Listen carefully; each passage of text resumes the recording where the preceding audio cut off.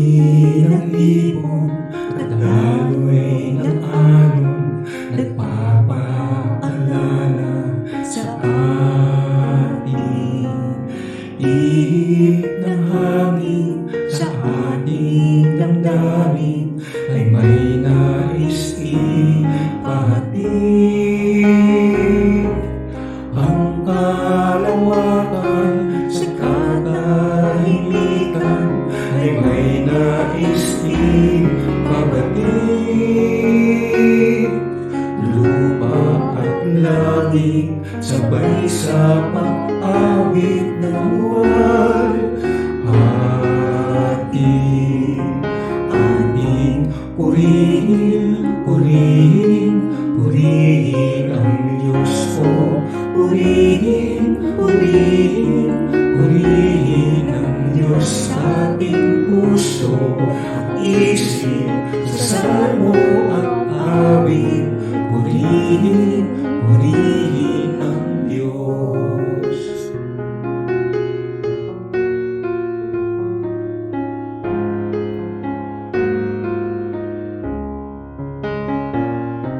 Sikat ng araw tila pumupukaw sa atin upang manalangin,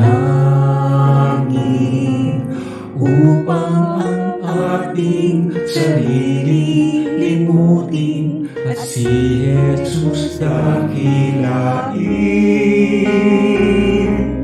upang sa diwa at katotohanan ang Diyos ay ating sabayin. Lalo na kung tayo'y ay magkatipon, siya'y purihin. Ating purihin, purihin, purihin ang Diyos ko. Purihin, purihin, purihin ang Diyos sa ating puso at isip, sa salmo at awit. Purihin, purihin ang Diyos. Purihin, purihin, purihin ang Diyos ko. Purihin, purihin, purihin ang Diyos sa ating puso at isip, sa salmo at awit. Purihin, purihin ang Diyos. Purihin, purihin ang Diyos.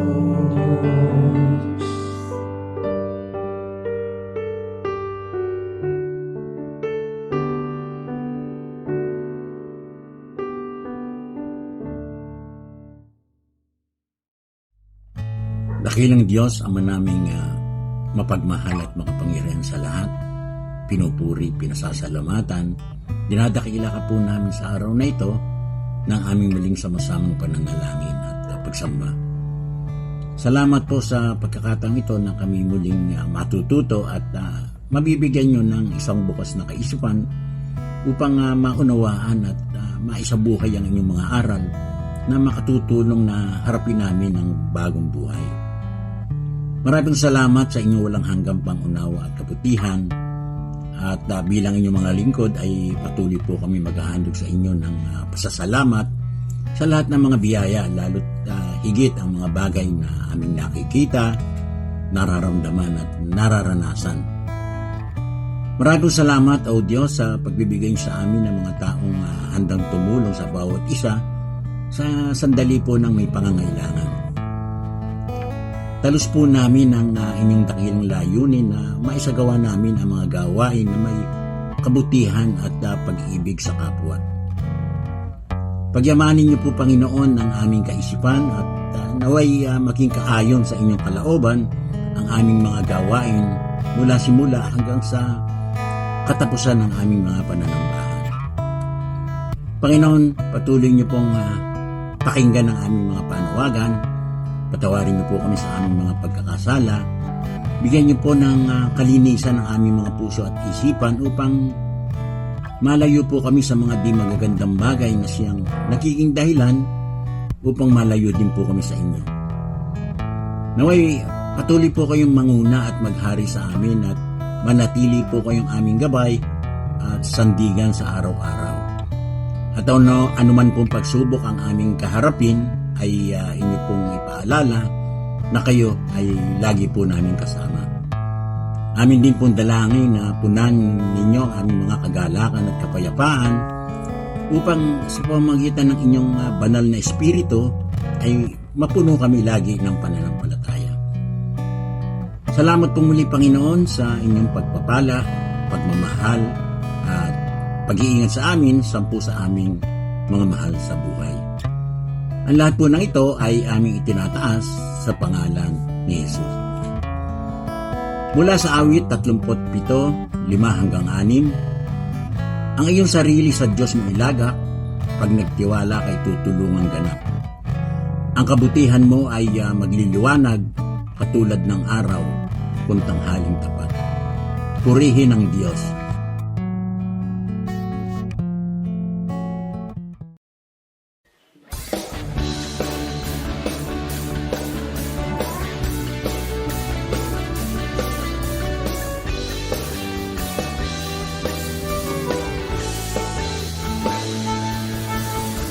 Diyos na makapangyarihan, Haring kataas-taasan, sa aking puso ay nananahan.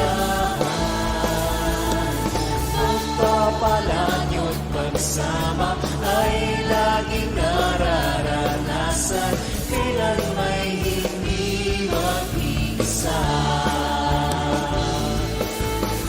Diyos na makapangyarihan, Haring kataas-taasan, sa aking puso ay nananahan.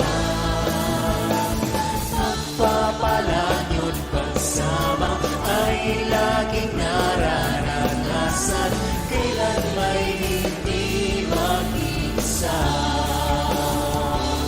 Pangako niyo sa'kin, ako iiwan. Sa bawat sandali ay laging sasamahan.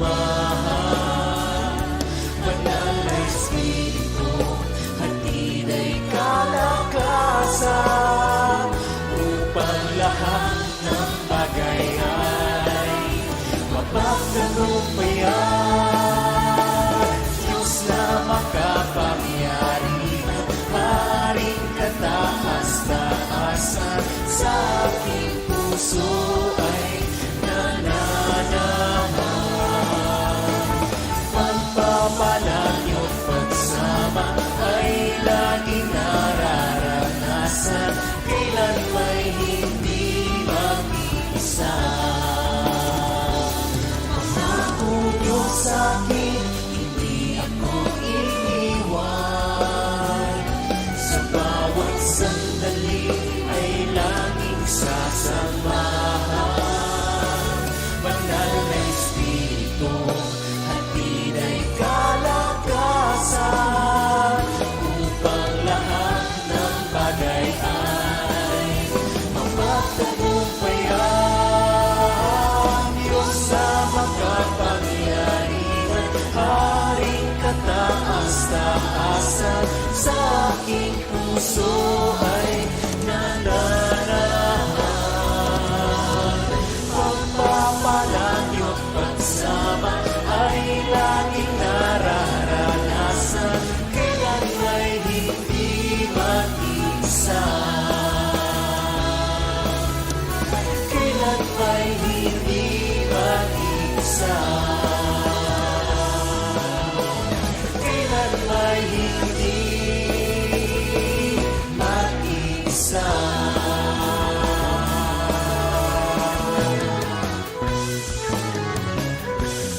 Papuri sa Diyos na makapangyarihan, sa inyo na pinagmumula ng aming kalakasan ng kapayapaan sa aming buhay.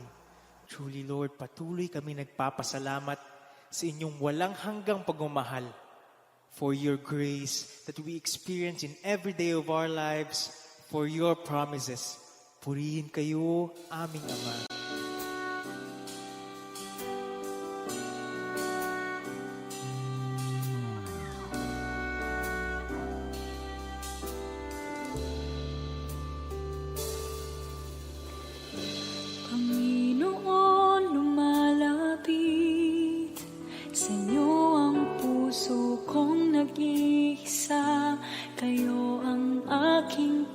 pag-asa. Panginoon, tugon sa aking dalangin, tapat kailan paman aking kapayapaan. Pangako niyo'y aking panghahawakan. Pangako niyo ang tangi kong sandigan. Pangako niyo'y tapat, magpakailanman ako ay di iiwan o pababayaan man. Pangako niyo'y aking panghahawakan.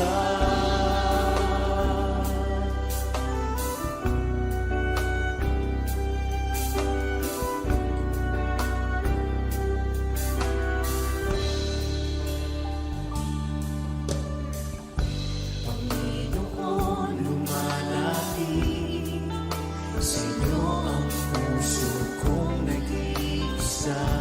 Kayo ang aking pag-asa. Panginoon, tungkol sa aking dalangin, tapat kailan paman aking kapayapaan. Pangako niyo'y aking panghahawakan. Pangako niyo ang tangi kong sandigan. Pangako niyo'y tapat, magpakailanman ako ay di iiwan o pababayaan man. Pangako niyo'y aking panghahawakan. Pangako niyo'y aking panghahawakan. Pangako niyo ang tangi kong sandigan. Pangako niyo'y tapat, magpakailanman ako ay di iiwan o pababayaan man. Pangako niyo'y aking panghahawakan. Pangako niyo'y tapat, magpakailanman ako ay di iiwan o pababayaan man. Pangako niyo'y aking panghahawakan. Pangako niyo'y aking panghahawakan. Pangako niyo'y aking panghahawakan.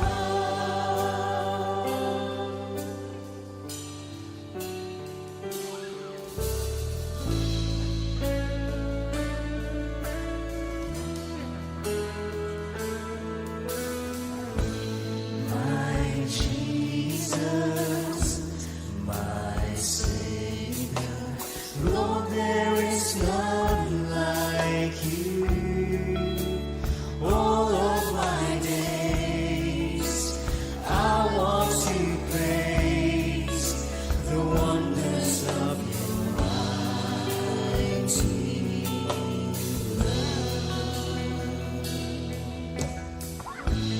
my comfort, my shelter, tower of refuge and strength. Let every breath, all that I am, never cease to worship you. Shout to the Lord, all the earth, let us sing. Power and majesty, praise to the King. Mountains bow down and the seas will roar at the sound of your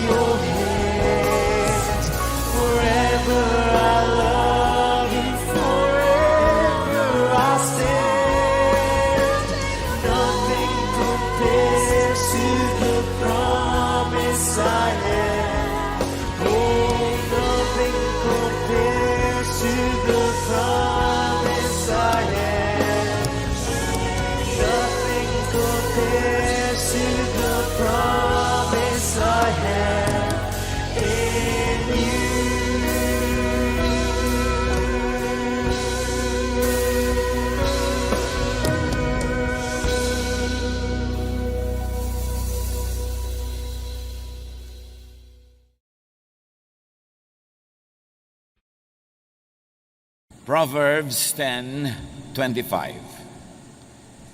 When the storm has swept by, the wicked are gone, but the righteous stand firm forever. Ang masama daw ay tinatangay ng unos, subalit ang matuwid ay naninindigan ng matibay. Who will survive? Lord, salamat po dahil kayo ay patuloy na nagtuturo, nagpapaliwanag, nagpapalalim ng aming pananalig. Sa sandaling ito, kayo po ang siyang mangusap. Kami po inyong turuan, kayo ang tinig na aming marinig. Pangaralan niyo po kami.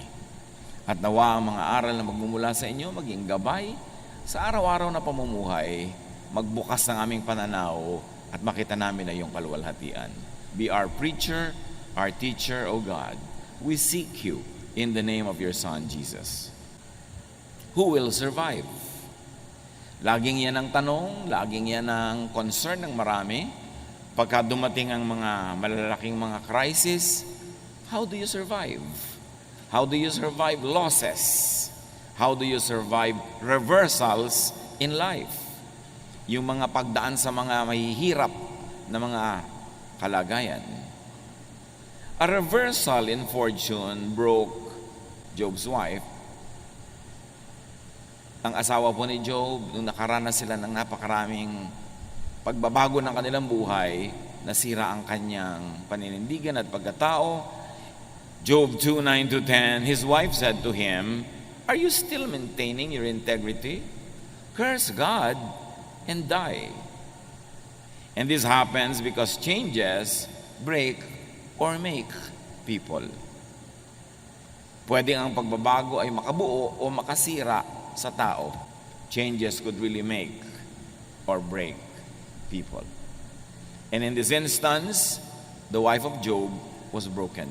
Meanwhile, the same reversal made Job. Naghirap sila, nakaranas ng mga karamdaman si Job, subalit lalo siyang nabuo. He replied to the wife, "You are talking like a foolish woman. Shall we accept good from God and not trouble?" In all this, Job did not sin in what he said. So changes can break or make people. The wife got broken, Job got and become more whole. Because the same heat that melts the wax hardens the clay. Yung mga pagsubok na dumadaan sa person na 1, pwedeng siya ay magiba. Meron namang si person 2, lalong tumibay. The same pagsubok. But whatever and however we react, there is something that is sure. Life can be full of changes. Nagbabago ang takbo ng buhay. Hindi ko mo maginhawa ay laging maginhawa, at hindi rin naman ko mo mahirap ay laging mahirap. Hindi dahil laging masaya, puro saya, hindi rin naman puro lungkot. Gumugulo nga, sabi nila, itong wheel ng buhay. At hindi mo alam kung anong pwede mangyari. Pwede ang saya mo ngayon, bukas mas masaya pa. Tapos sa susunod, mas higit pang masaya, o kaya masaya ka ngayon, bukas pa na malungkot. Proverbs 27:1, you do not know what a day may bring. Walang nakakaalam. Hindi mo alam kung gaano kahaba ang buhay. Sabi sa Luke 12:20, but God said to the foolish man, you fool, tonight you will die. Then who will get what you have stored up? Puro ka ipon ng ipon, puro ka payaman ng payaman, nalimutan mo ang ibang mahalaga sa buhay, kung nabawian ka ng buhay ngayon, sino makikinabang sa pinaghirapan mo? Bakit hindi mo pinakinabangan ang pinaghirapan mo? Iba lang ang makikinabang niyan. Hindi natin alam kung ano ang kasunod ng oras na ito. Because change keeps happening. Laging nagbabago.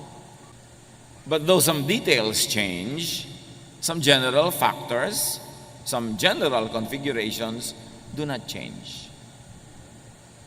Merong sobrang nababago, meron naman ang liit-liit ng pagbabago. Tulad ng nakaikot na sa orasan ng buong 360 degrees yung kamay na pang seconds, pero yung kamay na pang minute, 1 degree pa lang ang ginalaw nun.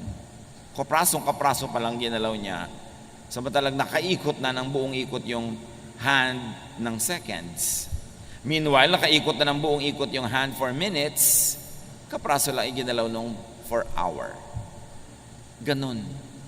May mga malalaki, may mga maliliit na nangyayari, pero laging may nangyayari. Ecclesiastes 1:5-7. The sun comes up, the sun goes down, it hurries back to where it started from. So you think nothing changed, but the position of the earth has changed in relation to the sun, and the position of the sun had changed in relation to the entire galaxy. Maraming pagbabago, maliliit at malalaki. The wind blows south, the wind blows north, round and round it blows, over and over again. Iyan ang isang nature ng kalikasan, paulit-ulit. All rivers empty into the sea, but it never spills over. One by one, the rivers return to their source.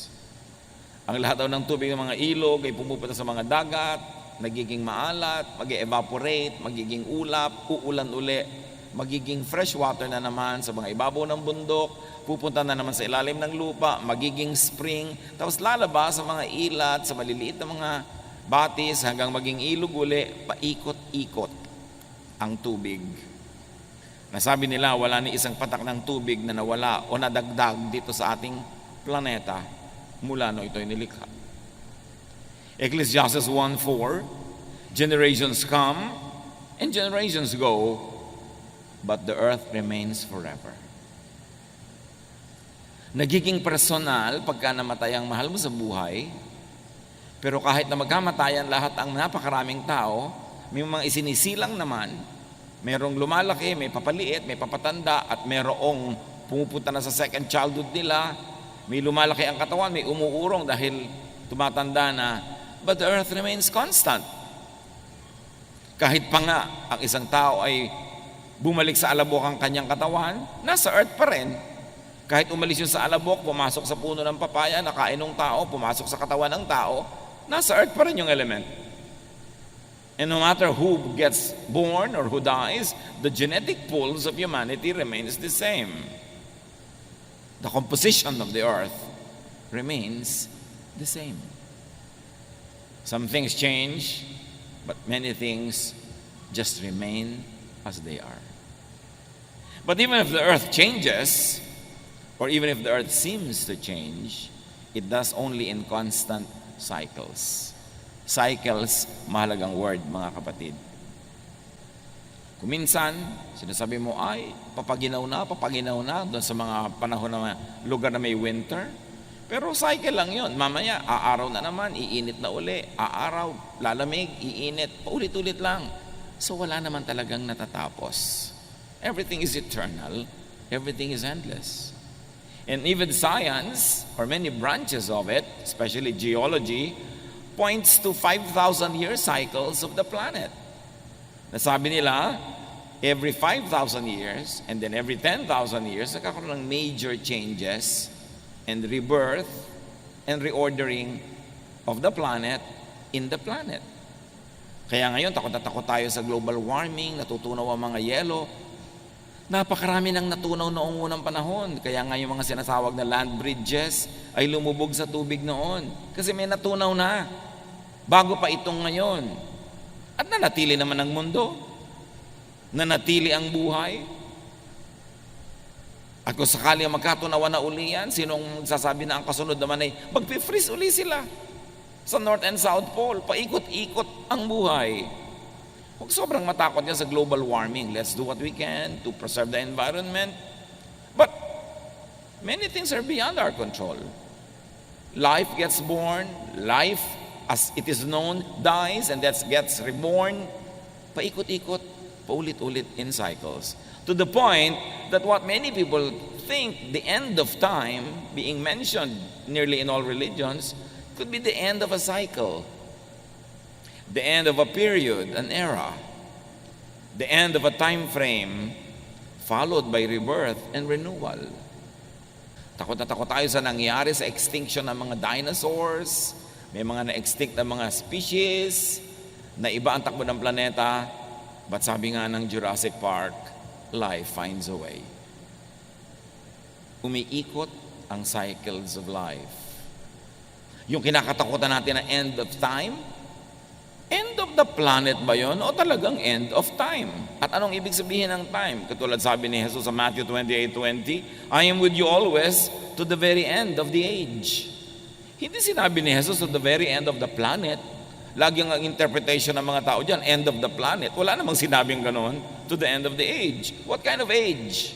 Maybe the age of the temple worship, or the age of the birth of the church, the age of the difficulties that Rome would bring to the people of the world. What kind of age is that? Basta ang sinasabi ni Jesus, hanggang magsara ang oras, nandun ako. Pero anong oras yon? Kasi pag may nagsarang oras, may nagsisimula uling bagong oras. Tulad nung araw, kasabihan, matulid ka pa sa alas 4. Nagtataka mga tao, ano kayang alas 4 at mabilis ka pa sa alas 4? Kasi nung araw, dyan sa may Metropolitan Theater, sa may post office building, malapit sa Pasig, meron diyang ice plant. At pagpitada ng alas 4, tutunog ang sirena, ang mga tao off na sa trabaho. At yung iba, pagpitada, nandun na sila sa gate, ang bilis silang lumabas pa uwi, kaya sabihin, mabilis ka pa sa alas 4. Pero nung natapos ang oras ng trabaho sa alas 4, nagsimula naman ang oras ng kanilang private life. So pag may natatapos na oras, may nagsimulang bago. Huwag kang laging matakot sa end of time. Because whenever there's an end, there's a new beginning. 1 Corinthians 10:11, these things happened to them as examples and were written down as warnings for us, on whom the culmination of the ages has come. Kita nyo sa Corinthians, sinasabi, ito isinulat para sa atin, babala sa atin, sa panahon natin, dumating na ang end of time. 2,000 years ago na yan Ibig sabihin, yung end of time na yun, hindi end of all time and of the planet, end of some time that was known to them. A kind of epoch, a kind of era, a kind of period characterized by certain qualities that would end because other qualities would be born. 1 Peter 1:20, He was chosen before the creation of the world, but was revealed in these last times for your sake. So Peter was referring to Jesus. Sinasabi niya, bago pa nilikha ang mundo, siya inapili na isusugo. At ngayon, isinugo na ngayong mga huling araw. Again, 2,000 years ago na yung mga huling araw na yon. So yun ay mga huling araw ng ano? Huling araw ng Judaism? Huling araw ng rule ng Rome over Israel? Huling araw ng ano? Pero hindi sinabing kahuli-hulihan ng lahat-lahat ng panahon. Which of course, religion sometimes misreads, misinterprets, and scares everybody with it. Acts 2:17, in the last days, God says, I will pour out my Spirit on all people. Dumating ang Espiritong Banal, napuspos ang mga alagad ni Jesus na nagtitipon-tipon sa isang kwarto. At nung sila'y puspusin ng Espiritu, naglabasan sila speaking in various tongues, in many different languages. At nung ipinapaliwanag ni Pedro yung phenomenon na ito sa mga taong hindi nakakaunawa, sabi niya, hindi ba? Sabi ni Prophet Joel, in the last days, God will pour out His Spirit on all people. Heto na yun, nangyari na. God poured out the Spirit and these people are speaking in the Spirit. Pero yung tinutukoy na yun ni Pedro, Acts chapter 2, happened 2,000 years ago. Yun na pala yung last days. Di kung last days yun, dapat wala nang today. Ibig sabihin, last days yun of something, of a period.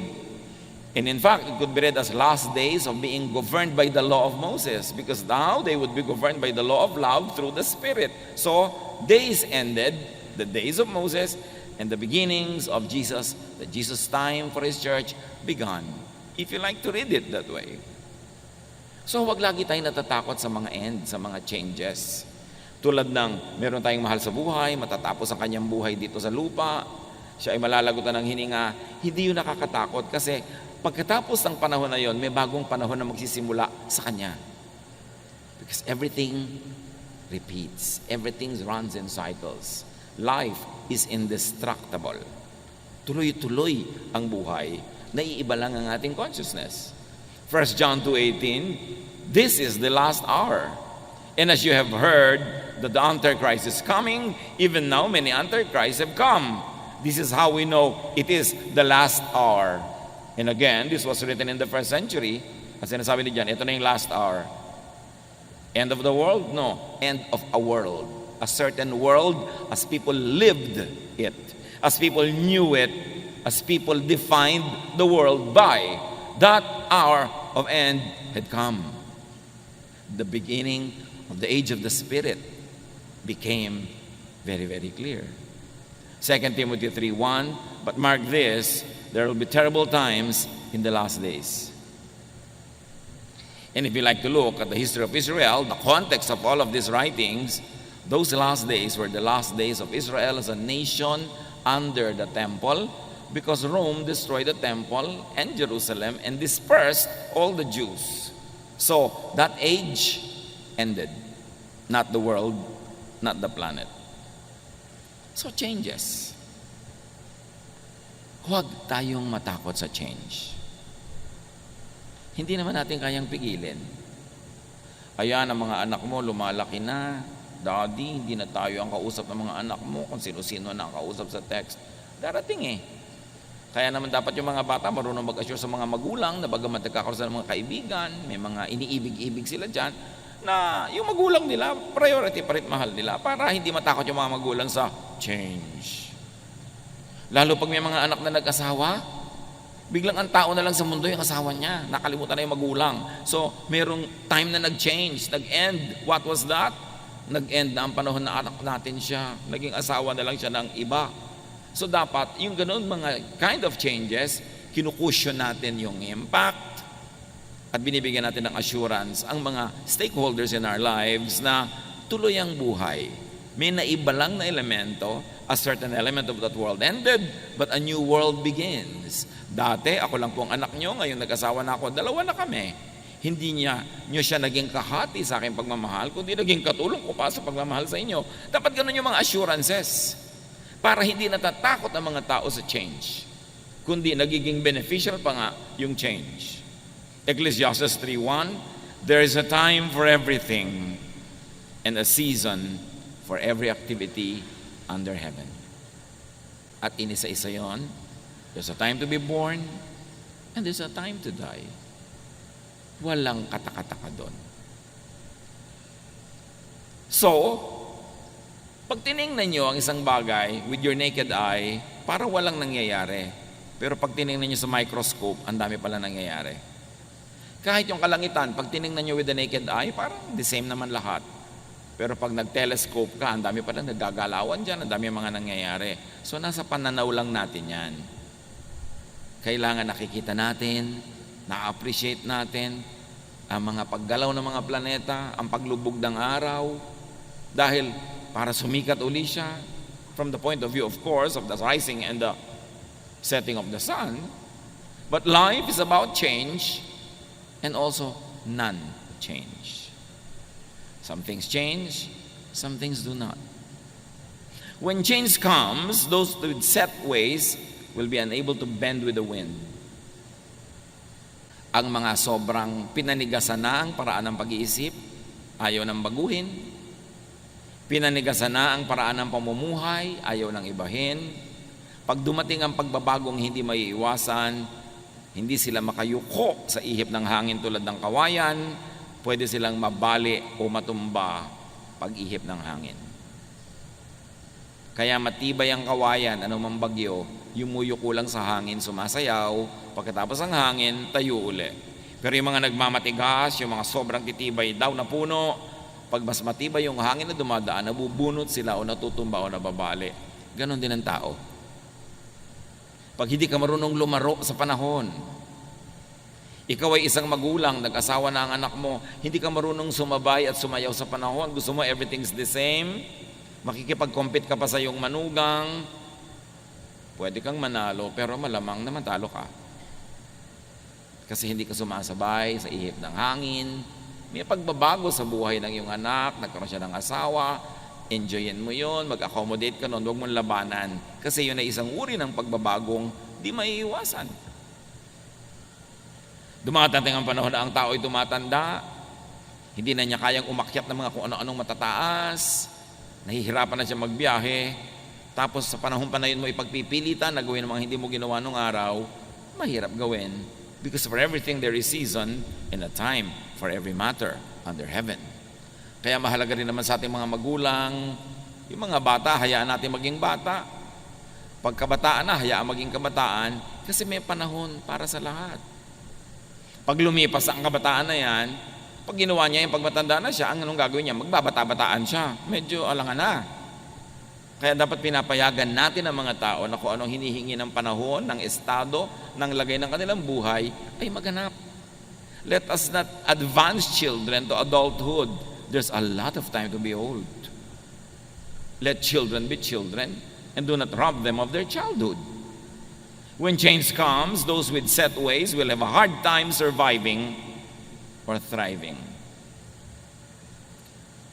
Mga political families, for instance, sanay na makapangyarihan, maluwag ang lahat, tapos biglang natalo sila halimbawa sa eleksyon. Pag hindi sila naka-adjust, anong gagawin nila? Tatalon sila sa bangin? Makikita mo yung mga survivors, ha? Ang galing ng pamilyang ito, from top to bottom, masaya pa rin, buhay pa rin. These are the people who will survive. Hindi yung dati kayong mayaman, naghirap kayo, puro na kayo ngayon lungkot at puro kayo pagmumukmok. Kung panahon ng mayaman, edi mayaman. Kung naghirap, edi mahirap. Make the most out of it. The people who have this mindset will survive. Nung panalo, edi panalo. Nung natalo, edi talo. Ano man, ang kalagayan sa buhay, niyayakap, tinatanggap, and then you make the most out of it, you will survive. Rigid habits could become gods. Kaya ang hirap-hirap magbiyahe ng mga taong kailangan ito ang unan ko, kailangan ganito ang kama ko, kailangan ganito ang iniinom ko sa umaga, kailangan, sa bahay ka na lang, hindi ka na pwede magbiyahe nun. Kasi pag nagbiyahe ka, merong maiiba. Habits could become gods. Kaya tiyakin natin ng mga kapatid na yung mga habits din natin, tayo ang Panginoon ng habit, hindi yung habit ang Panginoon. Yes, nakasanayan mo na matulog sa ganung oras, pero mga panahon hindi pwede yun. So dapat ma-control mo yung sarili na mag-adjust sa panahon kasi may panahon na dapat talagang ibahin yung habit. Traditions, lifestyles, religiosity, even very stiff religious doctrines could become prisons. Like rigid habits. Nakukulong ka. Hindi ako pwedeng kumain yan kasi ganitong araw ngayon. Hindi ako pwedeng kumain yan kasi ganon-ganon. Nakukulong ka. Imbes ang dami mong nakakain tuloy, nagkakaroon ka ng limitasyon. Yung mga certain lifestyles na kailangan ganito lamang ang aking kakainin pag umaga. Paano kung wala ka sa bahay mo? Rigid habits could become liabilities. Imbes yan ay maging katuwang mo sa pagpapasaya ng buhay, magiging amo mo. At mahirap sumaya pag maraming amo. Yung taong madali mag-adjust, yan ang taong liligaya.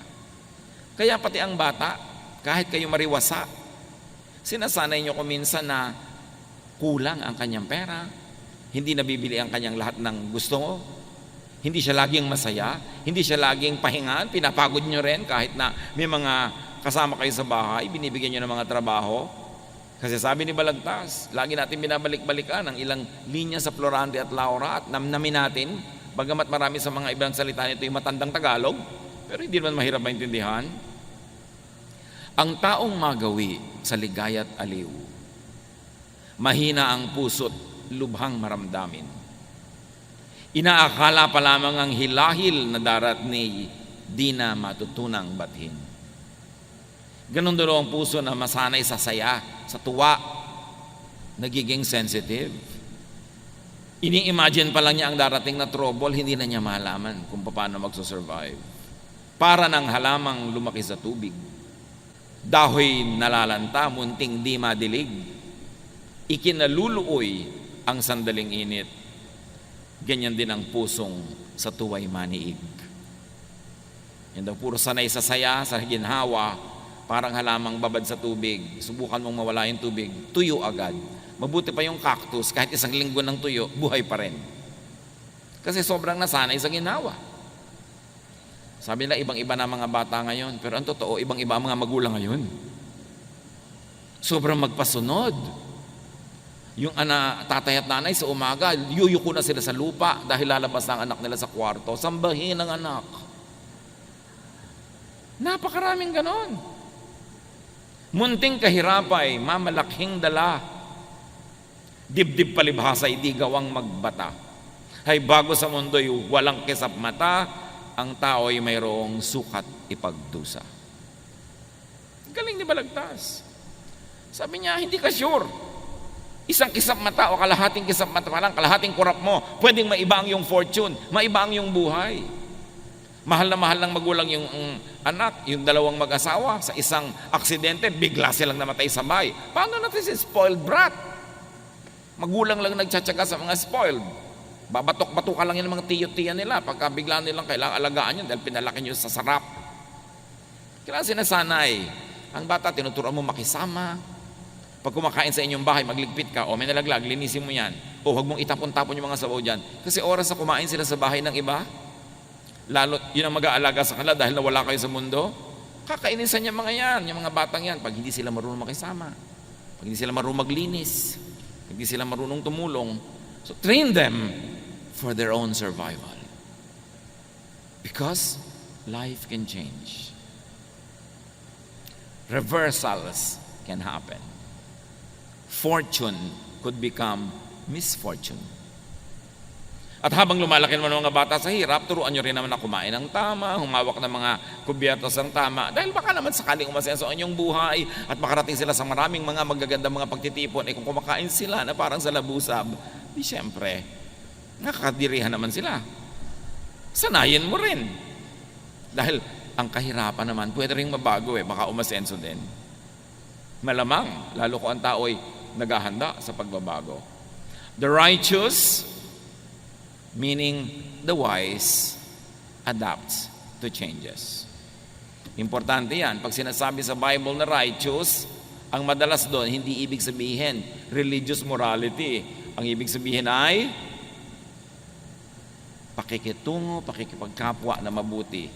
So the righteous, the wise, adapts to changes. The righteous and the wise trains for changes. Proverbs 22:3, a prudent man sees danger and takes refuge, but the simple keep going and suffer for it. Now, the simple means the foolish in this particular usage. Ang matalinong tao, nakikita niya sa banda ron may panganib, umiiwas na siya agad. Good leaders, pag gumagawa sila ng desisyon, alam nilang pag itong ginawa ko desisyon sa banda doon, yun ang magiging problema nito. Ito, pag itong ginawa ko sa banda doon, yun ang magiging problema. May foresight. At habang maaga, iniiwasan yung pwede maging problema sa pamamagitan ng paggawa ng tamang desisyon ngayon. Luke 12:54-55, he said to the crowd, Jesus that, saying, when you see a cloud rising in the west, immediately you say, it's going to rain. And it does. And when the south wind blows, you say, it is going to be hot. And it is. So read signs of change and adapt. Meaning the wise, the righteous, the godly knows and respects God. And therefore the wise, the godly harness the laws of God and nature. Hindi ka lumalaban sa kalikasan, sumasakay at sumusunod ka. Ayaw mong anurin ka ng baha at yung may malaking baha, huwag kang tumira sa tabi ng ilog. Ayaw mong abutin ng baha ang iyong sahig, itaas mo. Ayaw mong tamaan ng hangin ang iyong bahay, doon ka sa gilid ng mga bundok na may babangga sa hangin at hindi yung bahay mo. Igalang ang kalikasan. Romans 1:20, For since the creation of the world, God's invisible qualities, His eternal power and divine nature have been clearly seen, being understood from what has been made, so that people are without excuse.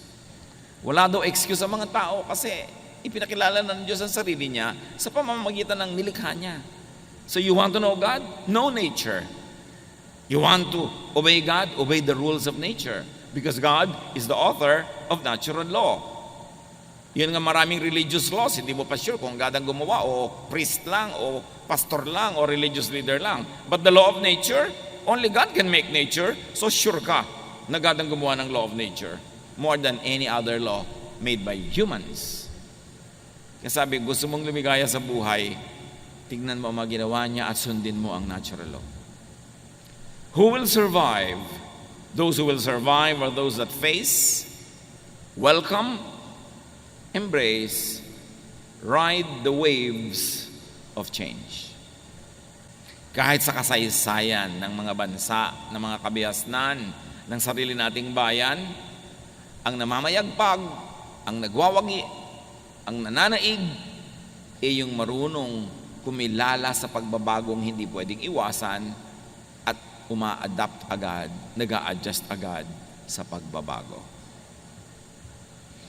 For better or for worse of the entire system, individuals who adapt easily are the ones who are able to make the most of it. Kumisa nga, kataksilan pa yan sa bayan eh. Katulad nang dumating ang mga Kastila sa ating bansa. Merong mga ayaw tanggapin yung mga Kastila, lumaban. Meron naman mga nakipagsabuatan agad, kumampi. At the end of the day, nung nagwagi yung mga Kastila, sila yung mga kasama sa wagi. That was not good for our nation, but for them individually and for their families, they benefited. May mga sahimagsikan natin laban sa mga Kastila na lumaban para magkatayo ng kalayaan. Nung dumating mga Amerikano para agawin yung kalayaan na yun at nakita ng ibang ay walang panalo sa mga Amerikano, sobrang lakas nila, ang yaman-yaman nila. Yung iba kumampi agad sa Amerikano. Pinagtak sila ng bayan, pero yung family nila nakinabang.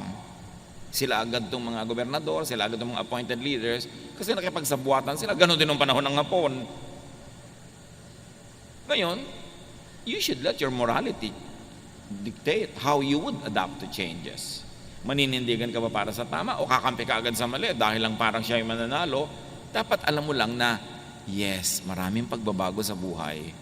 Ano ngayon ang gagawin mo sa mga pagbabagong ito? Saan ka dapat manindigan?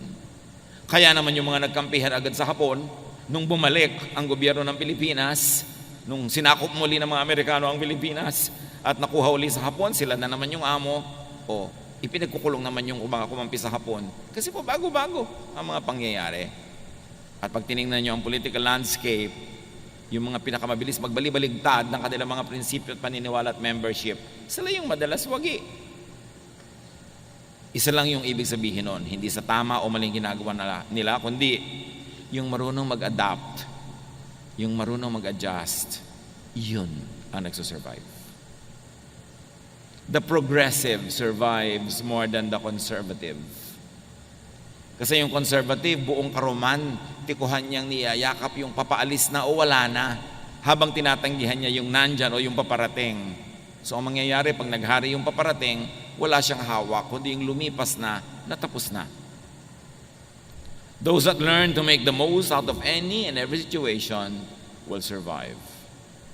Those that adapt, those that teach themselves to be satisfied with the best that could be available at the moment. Philippians 4:11-13. I am not complaining about having too little. I have learned to be satisfied with whatever I have. I know what it is to be poor or to have plenty. And I have lived under all kinds of conditions. I know what it means to be full or to be hungry, to have much or too little. Christ gives me the strength to face anything. Yan ang sinabi ni Paul. Sa meron at wala, sinisikap kong maging makabuluhan at kung pwede pa'y maging masaya. Pinalalakas ako ni Jesus para harapin ang hindi pwedeng talikuran, tanggapin ang hindi pwedeng tanggihan, hayaang mangyari ang hindi ko kayang ibahin. Ang malulungkot sa buhay, yung lagi ang hinahanap ay wala. Daddy, mag-abroad ka na, wala tayong kapera-pera. Tapos ang nag-abroad, Daddy, miss na kita. Pinag-abroad na Di ba? Tingnan mo na lang yung picture. Total, marami na ngayong paraan para mag-usap kayo. Pero huwag mo siyang lagi, I miss you, tuloy uuwi na. Pag umuwi na, ba't umuwi ka na? Enrollment na. Hindi na malaman ng tao kung saan siya pupunta. Meron naman, gusto mag-abroad. Pag nasa abroad na, naku, miss ko ang puto bongbong, naku, miss ko ang kamet chile, miss ko ang siniguelas. Nag-abroad ka Di kumain ka ng pumpkin.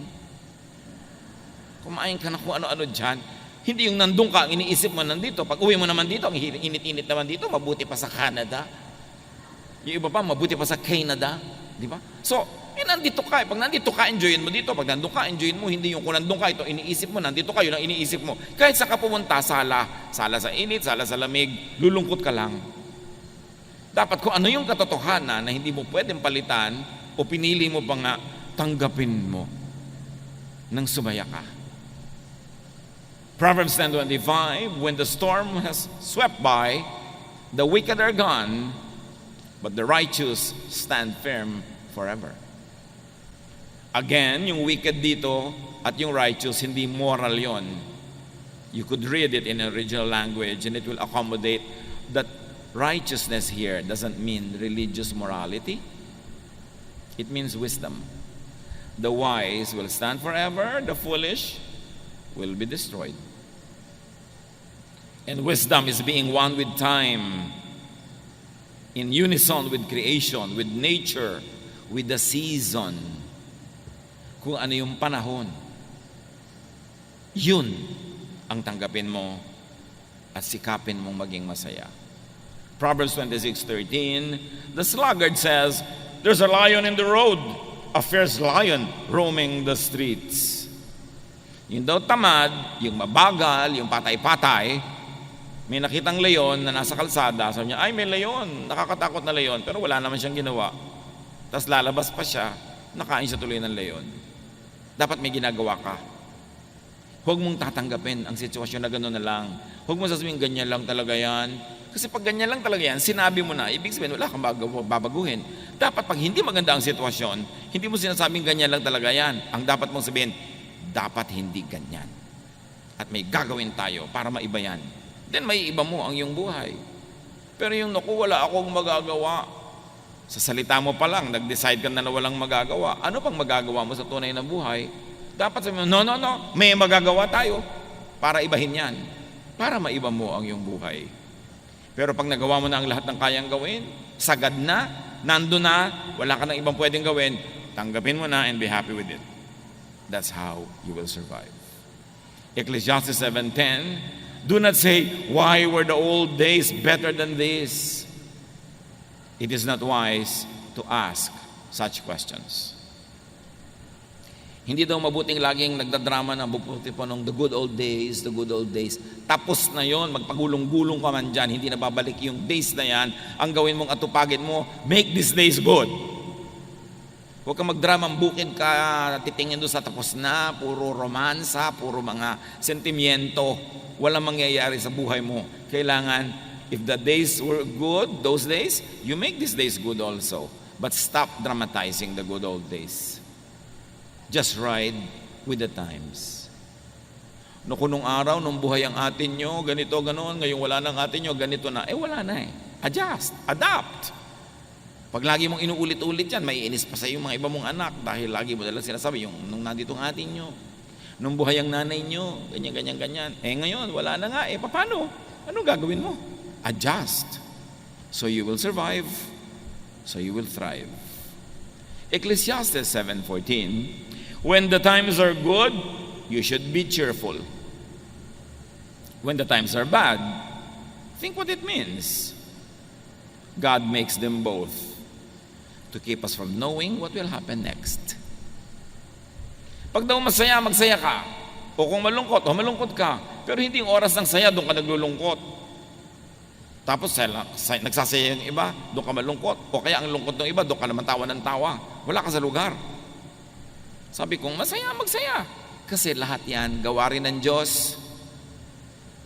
At kung hindi man niya sinadyang gawin, pinayagan niya mangyari dahil sa mga ibang dahilan na maaaring hindi mo batid, ride ka na lang sa panahon. Kailangan, di ba? Sabi ni Sampaguita, panahon na para magsaya. Kung umabot kayo kay Sampaguita. Umabot pa kayo dyan mga anak, di ba? May Google naman, Google nyo. Hindi yung, sabi niya, ayaw ko ng pa-try. Gusto kayo todo bigay. Kasi kung masaya, di sayahan na. Huwag nang pigil-pigilin ng mga sarili. Kasi baka bukas lungkot naman eh. Tapos manghihinayang ka. Tulad ng ang daming pagkain, nag-iinarte ka pa, ayaw mong kumain. Pag uwi mo, sayang naman, hindi ko nakain. Sayang, hindi ko nalulun yung buong baka. Kasi hindi mo pa ginawa nung nakahain. Kung ano yung meron sa iyong kamay ngayon, yun ang enjoyin mo. Just make the most of time. Make the most of opportunities. Paano mo haharapin ang mga panahon ng lungkot? Paano ka maghahanda sa mga panahon ng hirap? Habang pwede, magsaya ka. Habang pwede, mag-impo ka. Enjoyin mo ang kariwasaan. Para kung dumating yung kahirapan, your memory will make you go through the difficulty. Yung mga saya na inabot mo, yun ang magiging baon mo sa madidilim, malulungkot na mga araw na darating sa buhay. Kaya yung may opportunity to be happy, take it. Because there will be days of sadness. There will be days when there's nothing you can do but accept it. Psalm 90 verse 12, teach us to number our days that we may gain a heart of wisdom. Turuan niyo po kaming bigyan ng katuturan ang bawat araw na dumadaan sa aming buhay. Huwag masayang ang oras.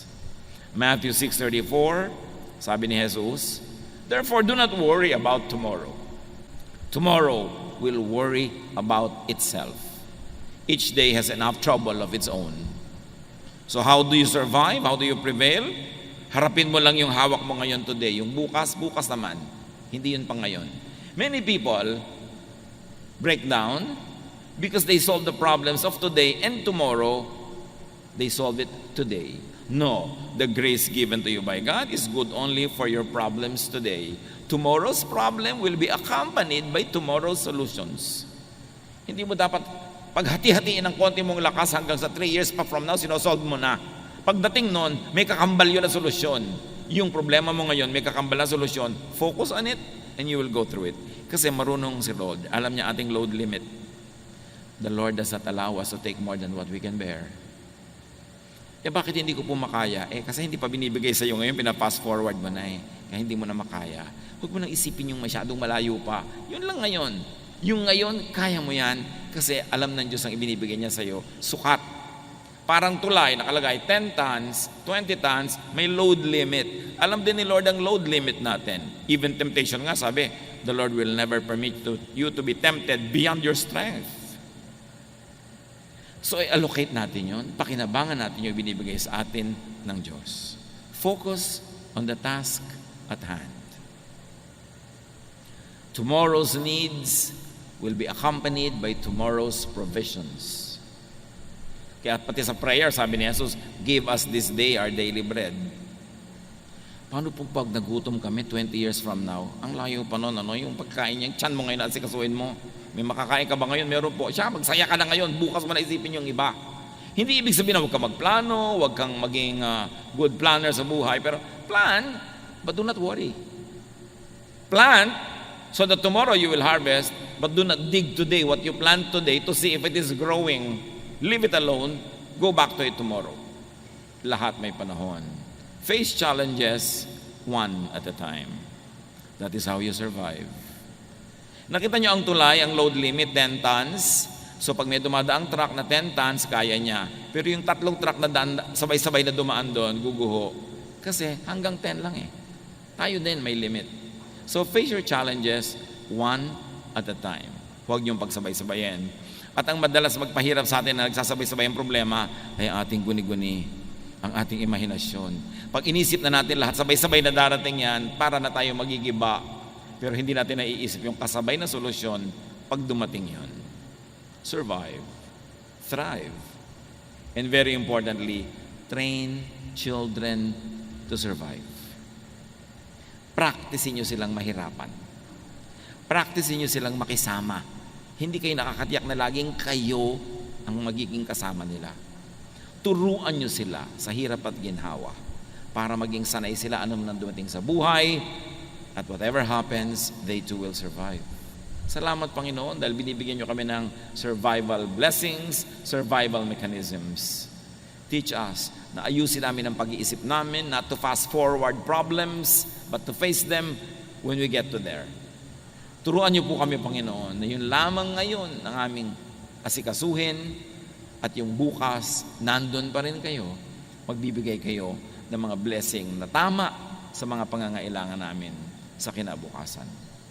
Pagbulay-bulayan natin ang lahat ng ito, hanapan ng personal application sa buhay. Lord, as your people bow in prayer, in silence, let your voice finish the message, customize it for each one, make it personal. Be with the Lord in silent reflection. Lord, we thank you for this day. Maraming salamat na nakapakinig muli kami ng inyong salita. Tulungan niyo kami na maitanim ito sa aming puso at isipan at maibahagi ito sa aming kapwa. Maraming salamat dahil lubos niyo kami pinagpapala. At ngayon, itinudulog namin sa inyo ang inyong ikapu at ang aming handog. Sa pangalan ni Jesus.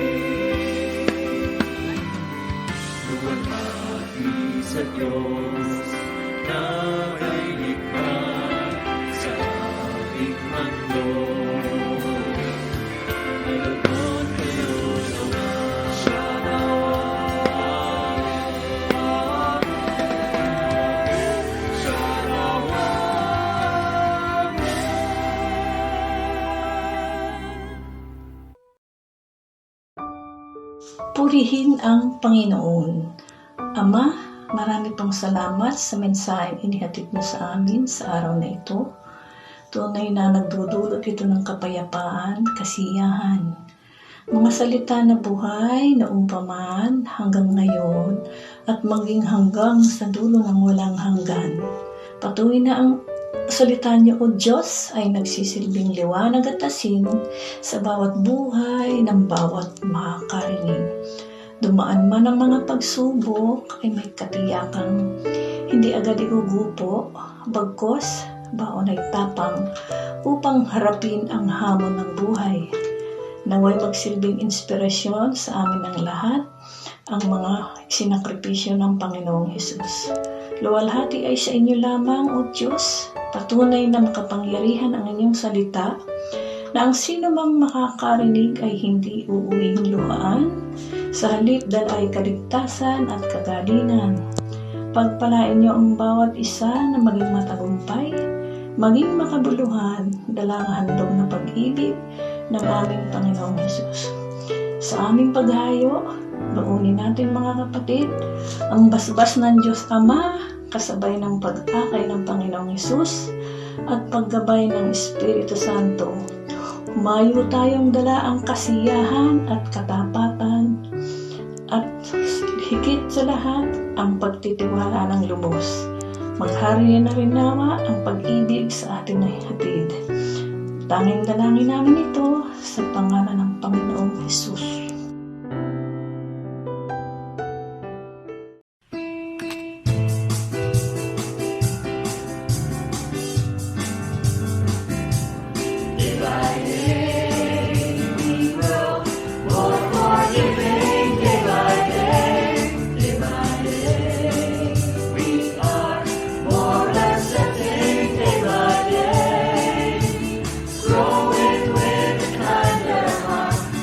Jesus.